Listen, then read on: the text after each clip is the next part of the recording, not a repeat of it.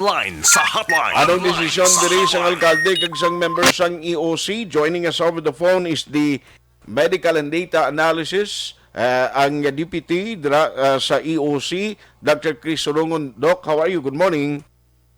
Yes, Aksyonar. Good morning. Good morning sa pagpalamati sa atong programa. Good morning, Bacolod.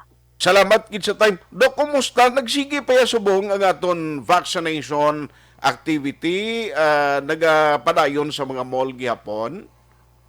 Yes, Aksyonar, no? Sa subong sini, ito, nagwa nga ito pinalangga ang mayor, si Mayor Bingo Radia, sa isang executive order, ang atong na vaccination operations at palagi kita sa alas 12 sa Ugto. Pagkatapos sa alas 12 sa Ugto, tahanap ang vaccination centers, masarap, pursuant sa executive order na gin-issue ni Mayor na wala sang obra, subong nga hapon, tugtubwas na adlaw.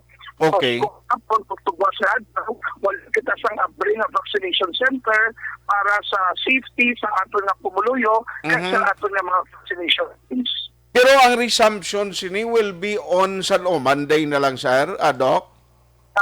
Ang sila action art competency association matabo sa bukas.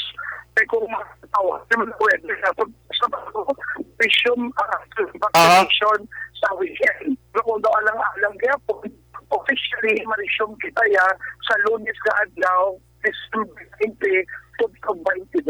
Okay, at least klaro, until the noon time man ang inyo vaccination today, may mga nagkadtugin man subong based sa inyo monitoring, Doc, sa mga vaccination sites? Action art, ari kami diri subong sa Barangay Felisa, kadamo diri sang pamataan, kadamo diri sang Bukuloy naton na makuha sa ilang second dose kag mapa first dose. Alin magspekto sa Barangay Stefania, kita na to nagapira ng mga pumuluyo na sumagpabakuna. Kagapon na miskan na ating na maabot ang bagyo, ang mga malls naka-deliver gapon sa kadamo, sa nagpabakuna, no? Sa Ayala Mall pa lang.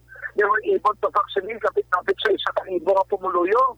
Ang mga aton na SM Mall, ang aton na mga city mall, ka-average sila almost 500 vaccinates sa kada mall. So, doon kadamit sa aton na mga nagpabakuna gapon sa in-spite sa aton na yung atsimpo. Sige. So, keep safe kamo dira, Doc, and hopefully ma-update mo kita karon kung bala nano ang desisyon sang EOC while nga nagamonitor kita sa nagapasulod nga si Bagyo Odette. Salamat gid, Doc, and keep safe always.